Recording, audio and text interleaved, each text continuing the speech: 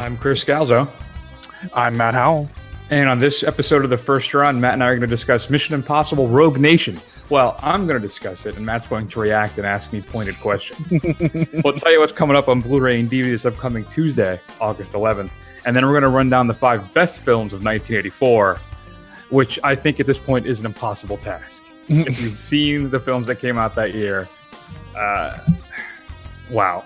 So let's start everything off, though, with Mission Impossible 5, or just Mission Impossible Rogue Nation. The IMF is uniquely trained and highly motivated.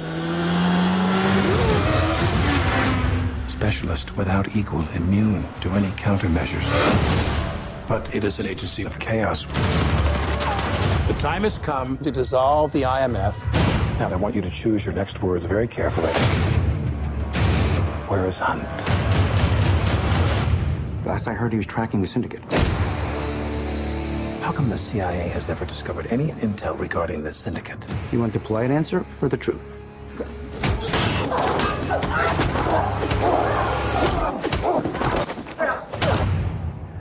We've never met before, right? Follow me.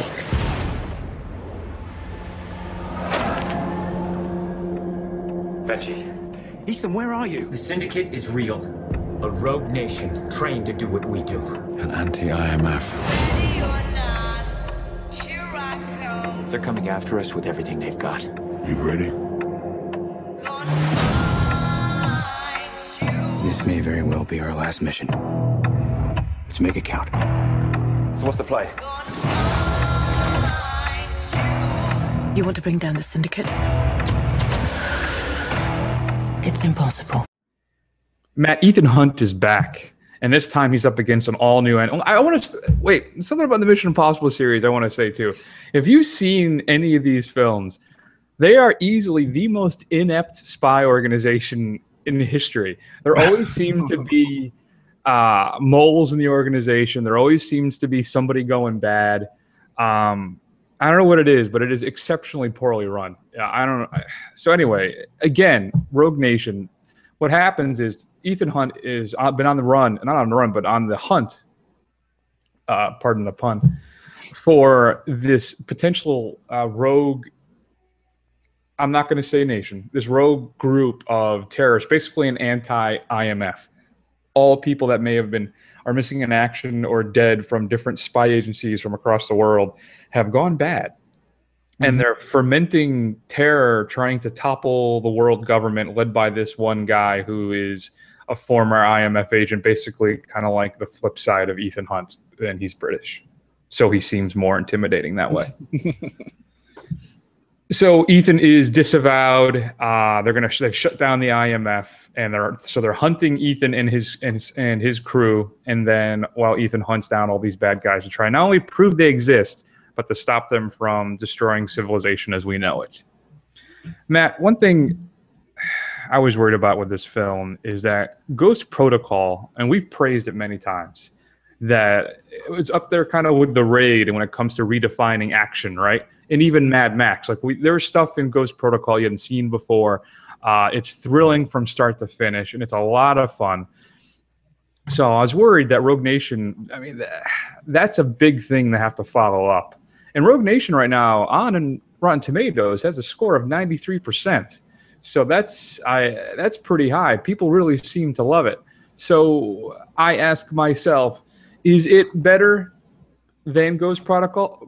Ghost Protocol, does it live up to that same kind of standard that the other film did? Plainly, Matt, no, it doesn't. Now, I don't want to. It's not bad. It's actually a lot of fun. I really, really enjoyed it.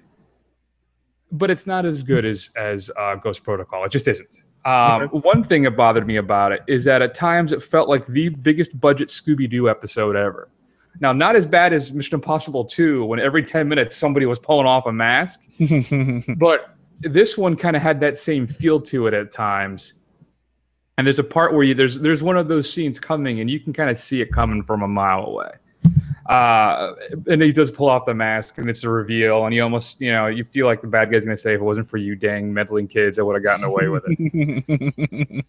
So But outside of that, it does everything else right. It really does. It nails all the action. The characters are fine. You care for them. The stakes are there. You do feel that as well. Some fantastic action scenes. I think for me, one of the best, if not the best, motorcycle chase scene I've seen in a movie. And what's so great about it is it's after this fantastic car chase. This unrelenting 20 minutes of pursuit that occurs in this film is absolutely thrilling. There is one other scene too, though, that kind of falls into the Scooby-Doo part of it, where there's one problem with this plot in this story, this film, is that it's inherently ridiculous. Mm-hmm. And but what they do is I appreciate the effort of them actually trying to have this dialogue between the characters to try and justify how ridiculous the whole idea it is. Basically, it's Ethan and a couple people, Simon Pegg and Ving Rhames, and a reluctant Hurt Locker guy, Jeremy Renner, right? So, but there's these dialogues between Renner, who's you still don't, he's more of the company guy, and Cruise's Ethan Hunt character, where they're like, well, why don't we just call the U.S. government and bring them in to help, or why don't we just alert the British government that this is going to happen so everybody can come together and stop this guy. And they have these, well, no, we can't do that because X, when really that's what you should do. I mean, that would really be the most effective way to take care of this problem. Right. But they have these dialogues to try and push that off. So no. See, this is why we have to do it this way. And it's not believable at all. So is it worse that they try and fail to address it, or would you rather if they just kind of left it as a plot hole? I think it's fine. I'm glad that they did address it, because I think for me it would have been a gaping question, like, why wouldn't you just call them? Right. And they have to. So I appreciate the fact that they had to give that some lip service, because it really was the smart thing to do. And they do a whole thing too, where part of the issue is that Ethan does all this stuff on his own when he really should be calling in for reserves and assistance, but it's his ego that gets in the way, and why all this stuff happens is just dumb luck, how he always succeeds. So I like that, but the problem is it's not strong enough to dispel the fact that all of that's probably true. Right. So I don't know. Either way, I really, really enjoyed it. I got to see it in IMAX, and thankfully this is one of those, I think it's still a IMAX, when it's not really shot in IMAX. Maybe parts of it was, but not the whole film. But I didn't have to suffer with 3D, so I'm happy about that. And a side note, I saw that a new Skyfall trailer too, Spectre trailer for the Bond film, and they're doing that too, just IMAX and not 3D, thankfully. Oh, there you go. So I don't know. If I had to tell you, I would say check it out. I think it's a lot of fun, and even though I'm going to go see it this weekend because I just have to subject myself to it, Fantastic Four, without having seen it, I would tell you to go see Mission Impossible 5 if you haven't yet. It's fun. It's not quite as good as Ghost Protocol, but for me, it's the number 2 in the series. I enjoyed it that much. Well, there you go. So, can you make me one promise when you do go see Fantastic Four? Can you at least go to the matinee and have it be as cheap as possible to contribute as little as possible to this fiasco? What I'm thinking is actually going to see The Gift and then sneaking into Fantastic Four afterwards. I like that idea a lot, because I'm really do not want to give Fox any of my Marvel money at this point.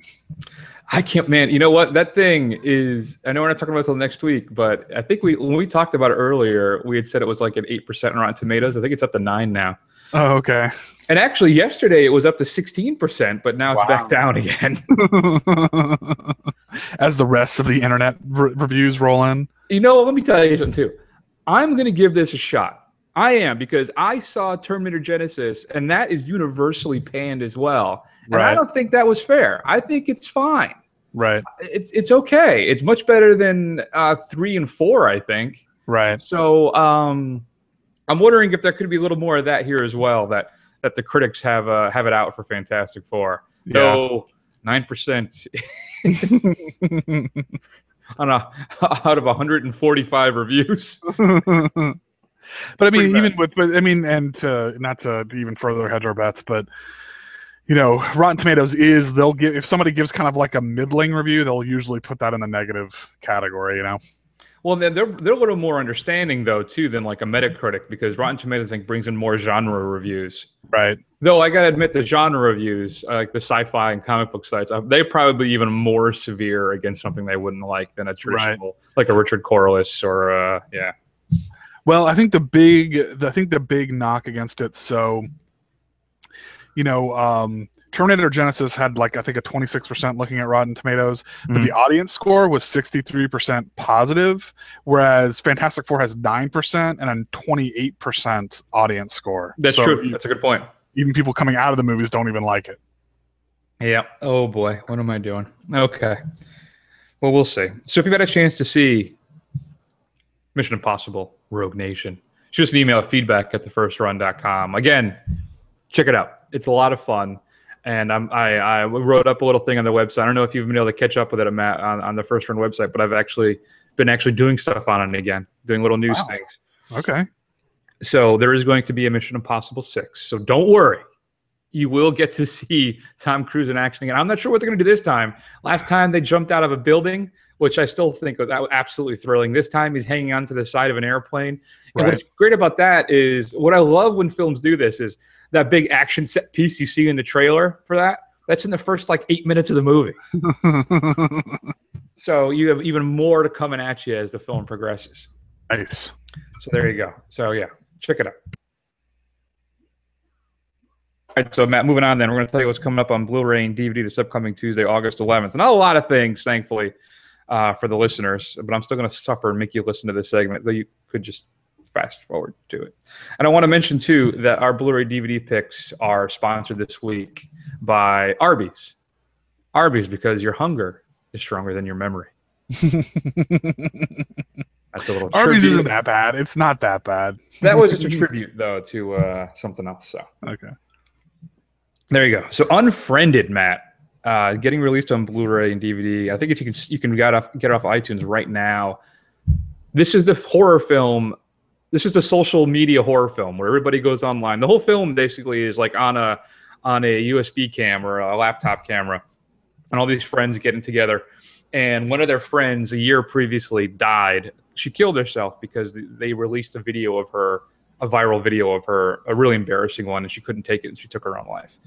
And the ghost, possibly of this dead girl, I don't know, it could be anything, haunts them all while they're online.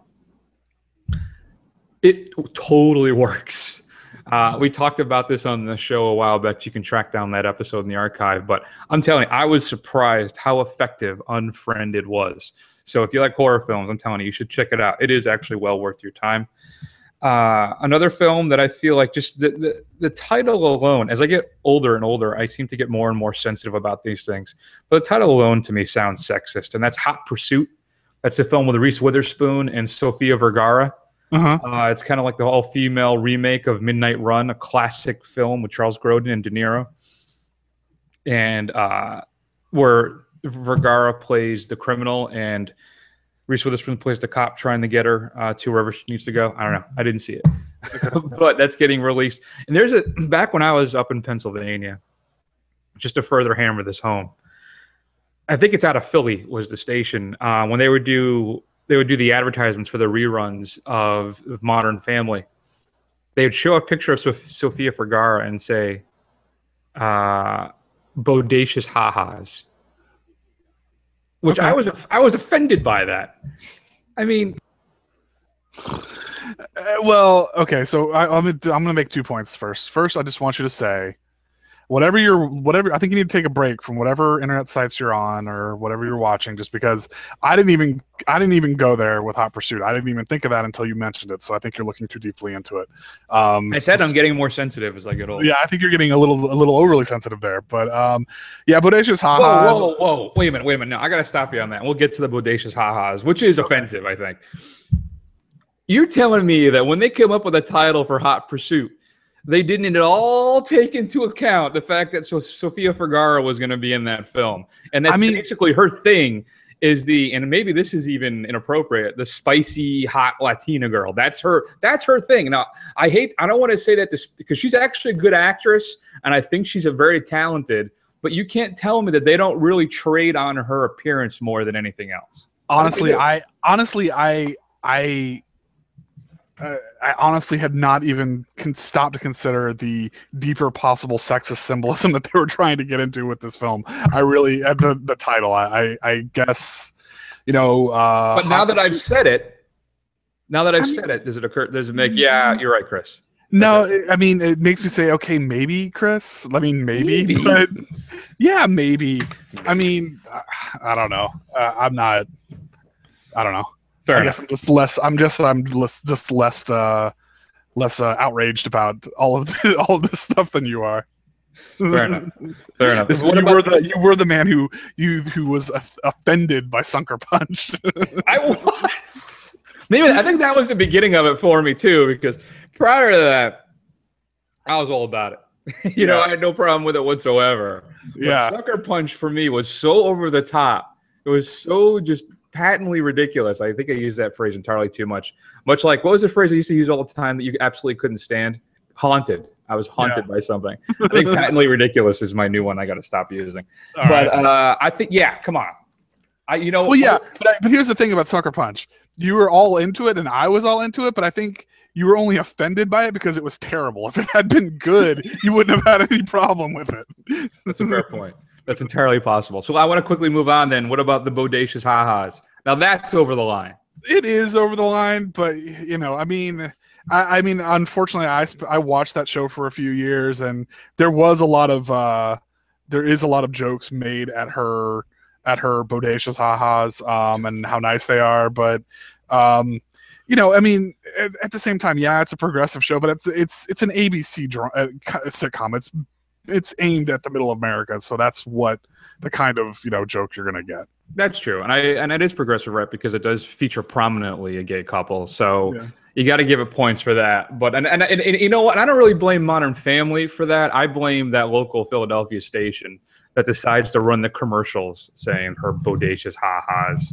It's just, you know what? It's lazy. Maybe that's my problem with it too. It's stupid and it's lazy. So then we get back to the Sucker Punch. It's not that it's necessarily. It's just that it's a stupid joke and it's bad. Maybe, yeah. I mean, it is still offensive though. All right, let's move on, shall we? I Am Chris Farley, a documentary about David Spade, is being released. No, it's about Chris Farley. That's coming out on Blu-ray and DVD as well. New to Blu-ray. Former co-host of the show, Chris Esposito, has got to be excited about this. The People Under the Stairs is getting released on Blu-ray from Scream Factory. One of his favorites from Wes Craven. I think it's absolutely an atrocious film. Includes an all-new audio commentary by Wes Craven, as well as another one with the actors. A bunch of behind-the-scenes featurettes. A bunch of new stuff, though. So if you want to pick this up from Scream Factory, you can get a whole bunch of new bonus content. Criterion has given us The French Lieutenant's Woman. The film starring Jeremy Irons and Meryl Streep with a new 2K digital restoration, a new introduction by film scholar Ian Christie, and new interviews with Jeremy Irons and Meryl Streep. That sale, the Barnes & Noble Criterion sale, I think ends in about a week. So if you haven't pulled anything yet, make sure you get down there right away. Dead Silence, the James Wan one, the horror film, Matt, with the dolls, the puppets.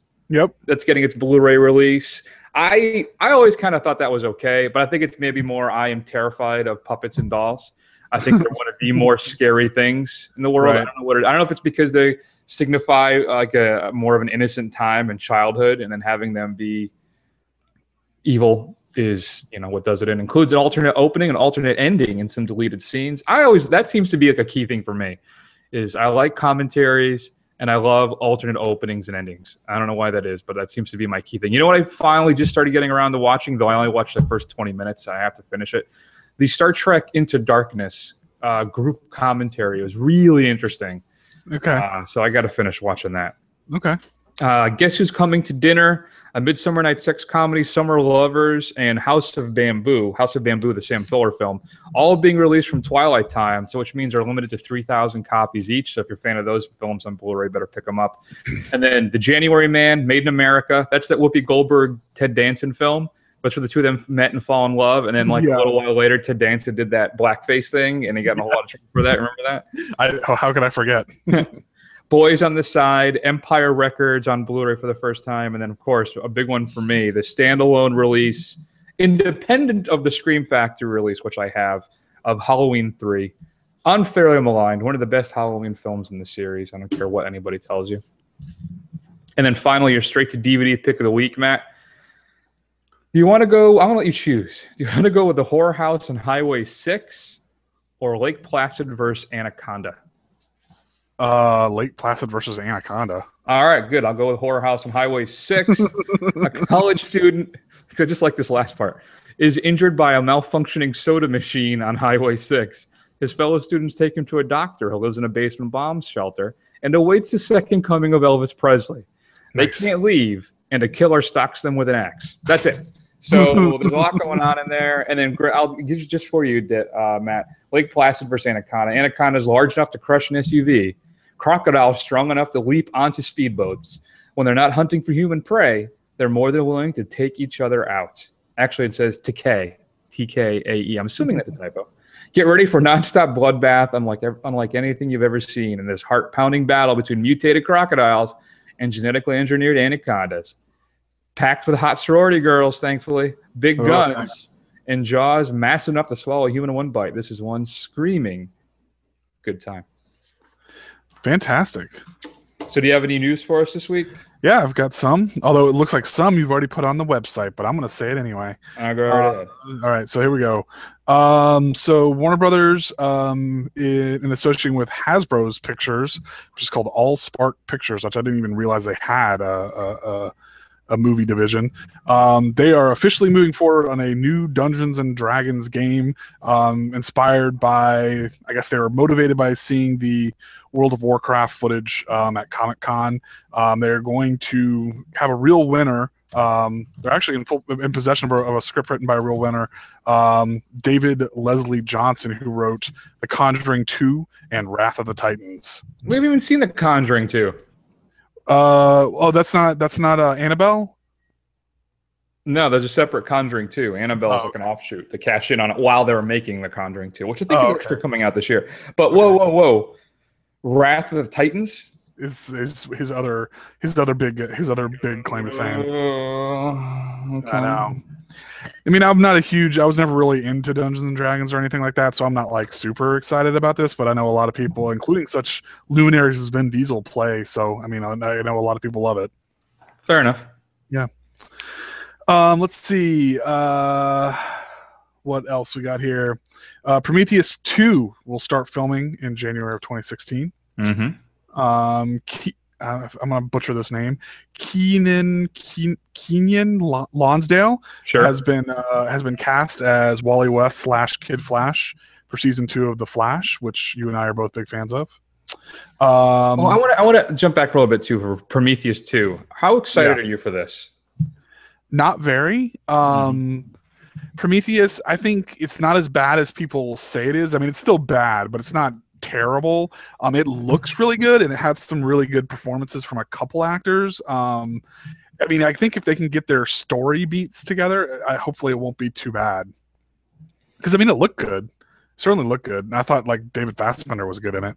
So yeah, I'd agree with that. It's I don't think it's as bad as some people think. We actually really liked it on the show when it first came out. Yeah. But I just don't know how excited I am to revisit, especially since Scott has clearly said this is it. That there's no aliens in this. We're not dealing with that at all. It's just forget it. And I guess, you know what? That's fine, because we got Neil Blomkamp's Alien relaunch thing, whatever it is, coming up. So, okay. Right. But still, I don't know. Yeah, we'll see. Also on the website, you can go read about it more, but New Line is going to reboot Nightmare on Elm Street. The last reboot is really bad, although I really did kind of enjoy what's his name? What's his name? Yeah, Jackie Earle Haley. Yeah, Jackie Earle Haley as Freddy Krueger. I mean, he certainly was pretty nasty, and I feel bad for Jackie Earle Haley because he keeps putting in these good performance in terrible movies, and like it's like he's always he's always like, yeah, but he's a highlight kind of thing in all of his films. Yeah, I kind of wish that they'd bring him back again for the relaunch. I'm sure they won't. Yeah, which is too bad, because I think he was one of the only kind of redeeming things, and I like the fact too that for me, I'm not a big fan of stand-up Freddy. Yeah. I like more, evil, scary Freddy. The fact that he's a child killer, and in the relaunch, he's a child molester and killer, which kind of they really want to double down on the evil there. Right. So, and I think that's the way to go. Personally, I think it makes it even more terrifying. And it's just the problem is it's Platinum Dunes, and I say this in the article I write too, is that I can't find a single horror remake they've done that's even it's even watchable. So I'm glad that I think that this remake is not going to be in their hands. Now, did they do who did the Friday the 13th reboot? I didn't that was them. That was Platinum Dunes. I thought that was all right. It's not great, but it's not bad. Listen, it's better than. Go ahead. It's better than 90% of the actual Friday the 13th movies. That's what I was going to say. You're right about that, but it's. You know what? Probably out of all of them, that's the one that I'll tag with watchable. If that makes you happy. It does actually. Thank you. Their Texas Chainsaw ones aren't good at all. Yeah, they're not good at all. No. What else did they do? The Hitcher remake for no reason. The original is so good. Just watch that instead. Well, I think Platinum Dunes. I think what they're saying is if they took a good horror movie like the original Nightmare on Elm Street, like the original Texas Chainsaw Massacre, and tried to reboot it, they failed miserably. But if they took one that's kind of mostly that they're middling to bad, like Friday the 13th, they did all right. Yeah, I mean, it's kind of faint praise, but sure. Yeah, why not? Yeah, I don't know. You can do this. It's I don't say it's but yeah, it is. You can relaunch these films and have them be good. It is possible. They did that. What else? The Amityville Horror, which shocked somehow was worse than the original. Have you ever seen the original Amityville Horror film? It's not good. It's not good. So, but even the new one with my boy Ryan Reynolds isn't that. It's I don't know. I don't know what it is that they keep churning out these horrible films. Now, did they do? Now, I'm not, and this will be my last tangent on this. Did they do the Hills of Eyes remake? I don't believe so. No. And that's Alexander Asia. I would put, even if they did, I'd put that firmly in the camp because Asia did it, who I'm a huge fan of. High Tension. No Mirrors wasn't that terribly good. But yeah, no. All right. Let's see. I've got two more pieces of news. Last one I really want to talk to you about. So first, there is going to be a Neighbors 2, except this time the big switch is that instead of a frat house being next door, they're going to have a sorority house next door. Chloe Grace Moretz and Kiersey Clemens, who was the main female principal in that movie that came out earlier this year, Dope, will be the two big sorority members, although we do get Zac Efron back as well. Shoo! Yeah, I know. So, but it's going to be Seth Rogen and Rose Byrne again? Yes, it is. Yes, it is. I'm not very excited about it. I didn't really like it, but I guess it made a lot of money. Yeah, does it really? I don't know if that really warrants a sequel. How I described it when we did it on the show is that it's fun, but not particularly funny. Yeah. I enjoyed it. I didn't laugh my tuchus off the whole time. I thought it was okay. I enjoyed it, but it wasn't the laugh riot that I was hoping it was going to be. Yeah. we get a Lesser Franco again? Do we get the Lesser Franco again or no? I don't know. I don't know if we get the. I didn't read what I read. Did not say anything about Dave, which is a shame because I'm a fan of Dave Franco as well. But I mean, this thing was pretty much guaranteed to get a sequel since its budget was $18 million and it made $150 million. Well, there you go. Done and done, right? Yeah. All right. And lastly, so I don't know if you've heard about this, Chris, but AMC has released an online streaming service, and its focus is solely on horror movies. It's called Shudder.com, and for $5 a month, you can stream as many of these horror movies as you want to watch.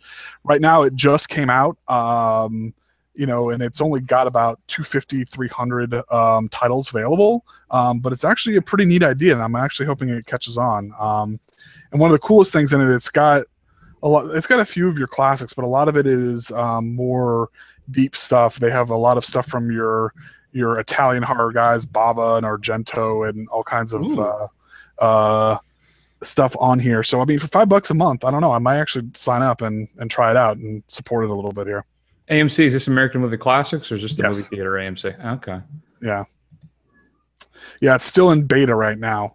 And it's pretty cool. I'm looking at it. You can even look by collections, and it's got these really kind of whacked out different categories that it can pull back movies from, like Gross Anatomy for body horror, and A horror for Asian horror. Let's see what else here. Cult Masters of Euro Horror. So it's pretty neat. So if you're a horror fan, I would definitely go check it out and maybe throw a fiver their way and see if you like it. Yeah, send some shekels over. I'm on it right now, actually. Interesting. You know what? This might be worth checking out. Yeah. And my big concern though is there going to be like an Apple TV channel, like an app? That if they did that, then I think I'd be in. Well, there's something here that says Shutter TV. Let's see. App says Shutter for iOS. Oh, it's on Roku. I'd like an Apple TV though, but I don't have my Roku set up out here. My Roku set up in the guest room. Right. Though, you know what? I've been thinking about getting an iPad at this point and then canceling my cable. Right. And then using the iPad as my streaming device, or because with the Apple TV you can project everything onto your television. All right, and you know what? I may be wrong. So the article I read when I read about Shudder said it was an AMC service, but looking at the app, that's saying it's by Sundance. So, okay. So unless AMC owns Sundance, and I'm not aware of that, but they have The Host. Yeah, The Host is good. Shining, the ABCs of Death. American Werewolf in London. That's a classic. Yeah. Oh, it's got Antichrist. Yes, something to get excited over. I know you love that film. I have the Criterion Blu-ray, so. Do you? I mean, it's not a bad film. It is. I didn't enjoy it, but I can understand why people would like it. But it's not one that I would like. Oh, let me just watch Antichrist. I'm really gonna watch that. There isn't a high rewatch value on that, is there? No. Basket Case is on here, which is good. Bay of Blood, that's a classic. That's like one of the original Giallos. They have the European version of Black Sabbath, which I love. The Italian version. They even have a Dark Star, which I've never seen, but I've heard all about John Carpenter's debut film. Me neither. City of the Living Dead. That's a classic Lucio Fulci film. If you haven't seen it, Day of the Dead. Dead and Buried is a great one. Dead Snow's on here. Wow, Deep Red, Argento classic. Wow, I'm gonna have to check that out. Cool. All right. Thanks for pointing that one out to me there. No problem. We're gonna write that down. Good, because you know what? The whole point of canceling cable is to save money. So I just buy a dozen streaming services, and I'm right back where I started. That's right, and you somehow still don't get all of the stuff that's coming on and culturally relevant right away. That's right. Perfect. But Matt, I can just pay extra for that and get it off of iTunes. But I guess you get the satisfaction of not giving like somebody like Comcast your money, which is always nice. That's true. And I don't have any commercials. There you go. Okay. So Matt, let's subtly switch over then to the 5 best films of 1984. Dear God, there are some iconic films on this list. Here's some of the films that didn't make the cut for me. All right. Yeah. I don't know if I want to reveal too much. Star Trek 3. No, not good enough. Footloose. Sorry, not good enough. Conan the Destroyer. If it was Barbarian, I probably would have had a harder time. Yeah. Here's another one that didn't make my list, and we'll run through all the honorable mentions afterwards. Let's see, where did I go? Nightmare on Elm Street. Not good enough for me. Wow. Not good enough. Let's see what's funny. I'm pretty interested in this list because we'll say this to our viewers. I don't know if you know this, looking at both of us, considering how youthful we both look, that we are actually children of the 80s, but you're a little bit older than me. So you were probably what, like 9 or 10 when this was out, and I was only like 5 or 6. So a lot of the things that you're probably going to have on there, I don't have as quite a fun a memory as you do. So we'll see. What's interesting too about 1984, I would have been 9, is this is when I started to discover R-rated movies as well. This is when I started to be able to sneak and watch stuff on Spotlight. That's how old I am, if anybody remembers. Spotlight was one of the original pay movie channels like HBO. So like stuff like Beverly Hills Cop, I just started to see. So yeah, interesting. All right, so I'll start off. Matt, you can get the ultimate number 1. Okay. My number 5 is a film that I'm embarrassed to say I just saw about 3 months ago for the first time. I bought it cold from the last Criterion Collection sale at Barnes & Noble, and that is Alex Cox's Repo Man. Okay. With Emilio Estevez. I was blown away. It's a cult classic, and I think well deserves of that title. It is a lot of fun. It's basically Emilio Estevez plays a taxi driver, right? And he's just hired and he's learning the ropes from Harry Dean Stanton. And there's this object in the back of one of the cars that all these people are trying to get that maybe alien related, maybe, who knows? When you open up the back of the trunk of the car, if you look at it, you get instantly vaporized. And it's all just big pursuit trying to track this thing down. It's a lot of fun. It's got a fantastic soundtrack. A lot of great legendary punk groups at the time before I think they really started to get well known. But if you haven't seen Repo Man, I'm telling you, it is a blast. It's got drama, it's sci-fi, horror, it's hilarious, very tongue-in-cheek throughout the whole thing, and it's a great ride. If you haven't seen Repo Man, it's my number 5. All right. I've actually never seen Repo Man, so I guess I'll have to check it out. It's one of those things that I've that you see all the time, but you're like, I'll get around to that at some point.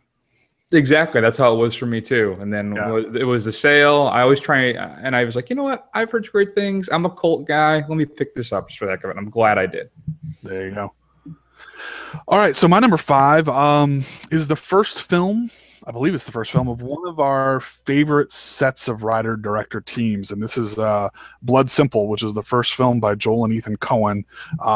So Neo. Now, I'll be flat out. I did not actually see this in 1984, but it is probably one of their great. It's obviously their earliest film. It's a neo-noir crime film about a jealous saloon owner who hires a divorce detective to kill the saloon owner's younger wife and her bartender lover. It's very violent, kind of got that whole neo-noir, hard-boiled Texas kind of nastiness to it, and it's really kind of shows you what the Coen brothers could do with one of their first films. Yeah, that actually originally was my number 5 as well, but I think it's just I hadn't seen it in so long. Mm-hmm. And Repo Man was just, I don't know. But yeah, it's definitely one of my favorites as well. It is a classic. If you haven't seen it, you love the Coen brothers, but you haven't seen the thing that blew them up, that's Blood Simple. You definitely need to check it out. Now, number 4 is the greatest sports movie of all time. One interesting thing about baseball films specifically, too, it seems to be, is that the great ones aren't really about baseball. There's a lot more going on. So my number 4 is Robert Redford in The Natural. One of the most iconic scores you'll ever hear as well. I still get goosebumps every time I hear it. But it's about Redford plays he's this phenom ball player coming up when he's a kid, and he hooks up with the wrong girl, and she shoots him, and then he takes years to recover, and he tries to relaunch his career as an older guy. People have forgotten who he was, and he has this renaissance, leading his team to the championship. Based on the book, where I believe he actually doesn't do quite as well in the book as he does in the film. But you can't end the film on a down note.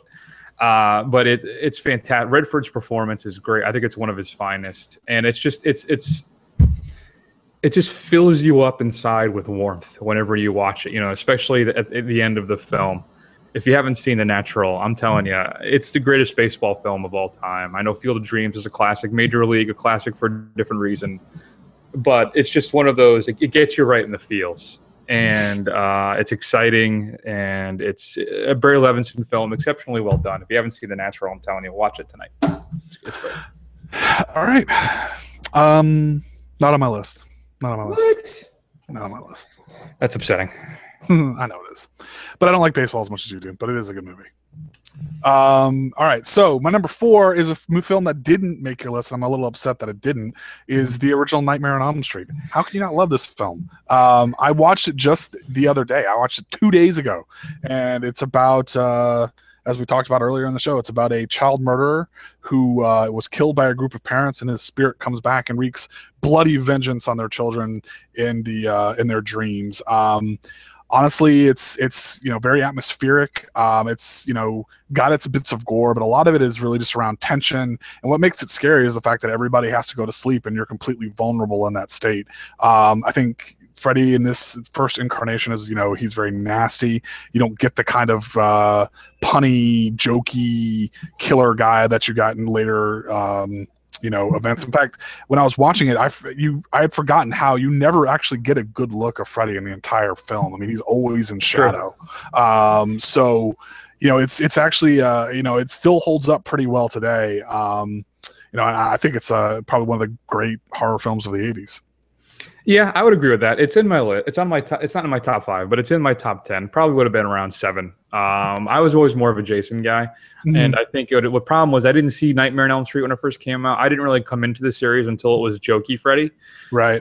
And I didn't. That just didn't work for me as much. And I finally did catch up with the original, and it is good. It's still scary. I think it really works. I think you're right about how there isn't really a full reveal of him really either. I tell you, one of the creepiest scenes ever for me was that scene when Nancy's stuck in is it a backyard or an alley, and his arms are extending further and further. That really weirded me out when I was younger. So, but no, not quite good enough, because it's clearly not as good as my number 3 film, Matt, which is the greatest, and I believe the first mockumentary, and this is Spinal Tap. Okay. Robert Reiner's first directorial film, where he also stars in it as an interviewer talking to this legendary British rock band as they struggle to maintain relevance and fail miserably at every turn. If you haven't seen Spinal Tap, it is hilarious. It is one of the most quotable films of all time. Turning it up to 11 because if you ever need that just a little bit more. Stonehenge. I mean, some iconic scenes in that film. Nigel Tufnell, Christopher Guest is brilliant, and everybody is brilliant in it. Harry Shearer. It's Michael McKean. It is an absolute classic film. This is Spinal Tap, and that's it. I mean, what else can you really say? And I'm assuming, Matt, it's on your list. If not, I'm probably just going to disconnect this call right now. Okay. Well, there you go. Don't make promises you're not going to keep. All right. Number 3. We've talked about this quite a bit as of late, but this is one of James Cameron's early films. This is The Terminator. Really introduced the world to a lovable, squeezable, huggable Austrian bodybuilder who could barely speak a word of English, Arnold Schwarzenegger, in the role that would come to basically define his career, where he plays an unstoppable killing machine sent back from the future to kill the mother of a resistance leader in a kind of futuristic abortion kind of thing. Really one of the great sci-fi movies of the I've never really thought about it that way, but sure, yeah. So that's what it was. It's got Linda Hamilton. It's got some great, it's got some really good action sequence. It still holds up. I mean, some of the effects look a little dated, more than a little dated by. It's 1984. Exactly. That's what I say. I mean, it's not like, hey, I still can get enjoyment out of Clash of the Titans, even though it's obviously claymation and all that kind of stuff. But it's a great film. I think, obviously it's an essential film. If you're into sci-fi and action movie, it's something you have to see.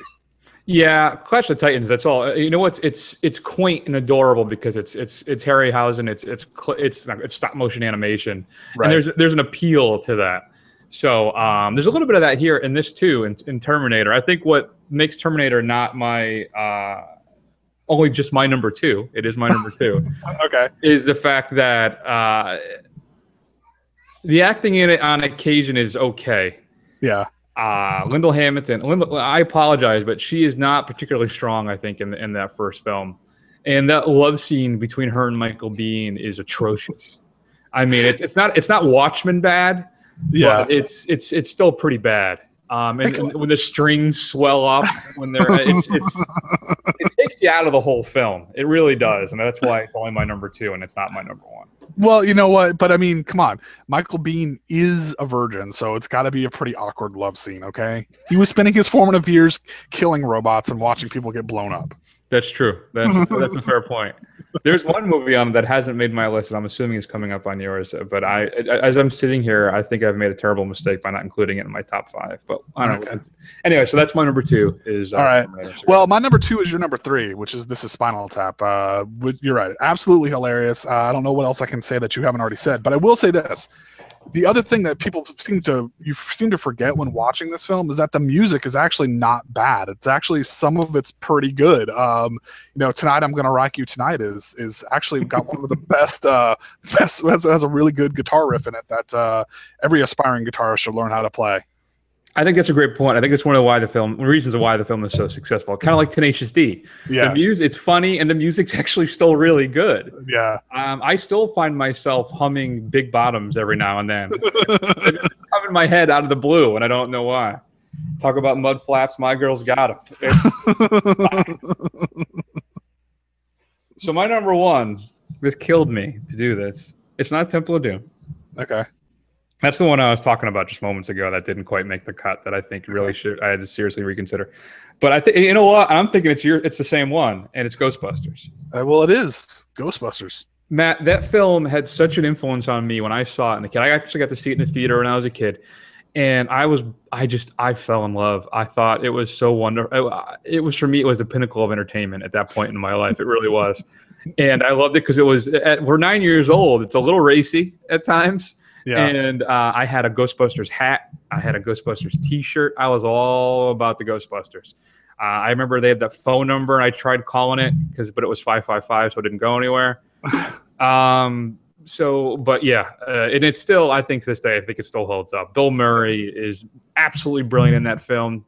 So is everybody else. Dan Aykroyd and Harold Ramis, Ernie Hudson, Annie Potts. It still holds up. It's a brilliantly funny film, a disturbingly huge letdown of a sequel, unfortunately. But still, Ghostbusters is one of the classic, iconic films of the 80s, if not the classic, iconic film of the 80s. Yeah, I'm with you.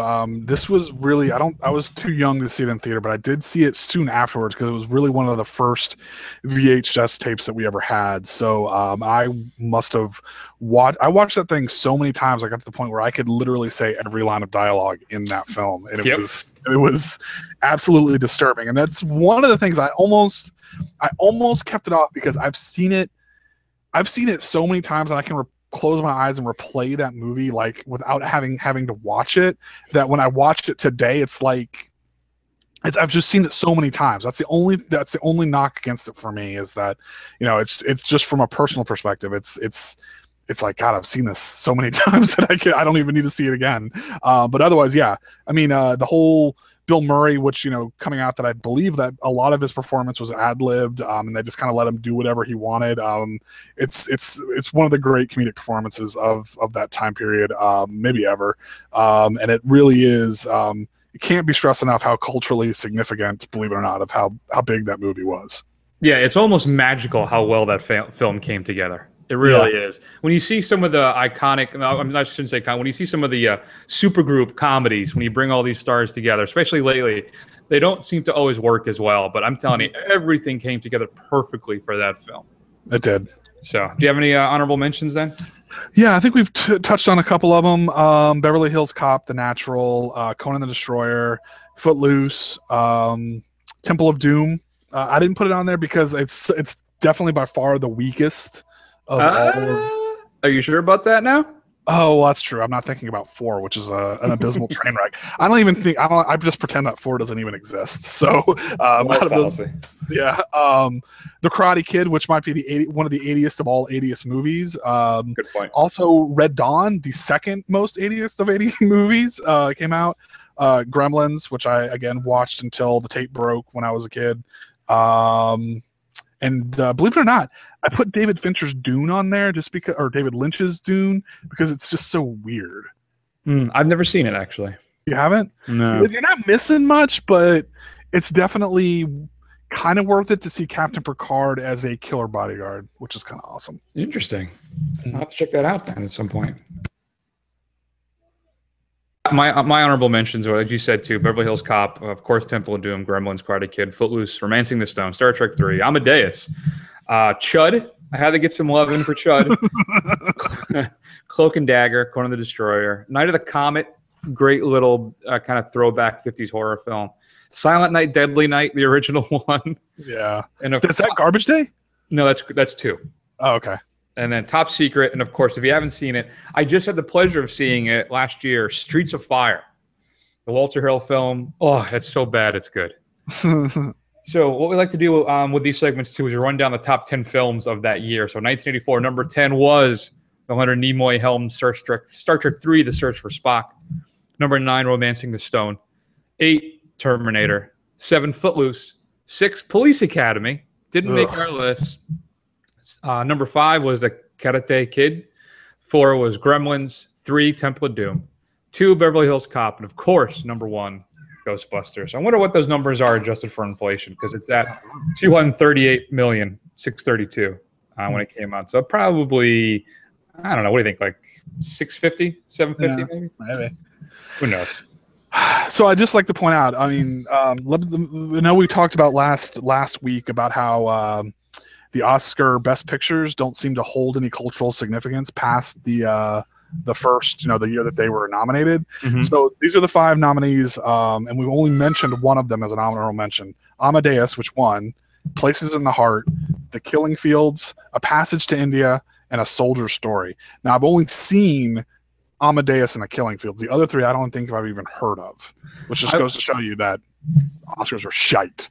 That's true. I've only seen Amadeus out of that list, so yeah, interesting. Is somebody hurting your kid? Do I need to call the cops? No, that she's just she's been quiet for all of 45 minutes, so now she's upstairs yelling her head off. So that was a long time, so I got to cut her some slack on that. That's I admire her restraint. So that's it. That's a big list. Did we miss any? Shoot us an email at feedback@thefirstrun. Do you disagree with any of our top 5? We'd love to hear about it. Next week, I'm going to do it. I'm going to take the bullet. We're going to do Fantastic Four. And maybe I'll get to see the Gift as well, which is getting rave reviews. So I'm happy to hear that. I still maybe this weekend I'll do a little solo thing too, a little solo bolo there. When I talk about, I still haven't talked about the Amy Schumer film Trainwreck and Mr. Holmes, the Sherlock Holmes with Ian McKellen, which I got to see as well, which is what we'll tell you about it. So check us out on thefirstrun.com. You can watch the live stream of the show on YouTube. We're also on Facebook and Twitter. Just do a search for The First Run. We're going to take an extended break, Matt, and we'll see you all in a week. Bye.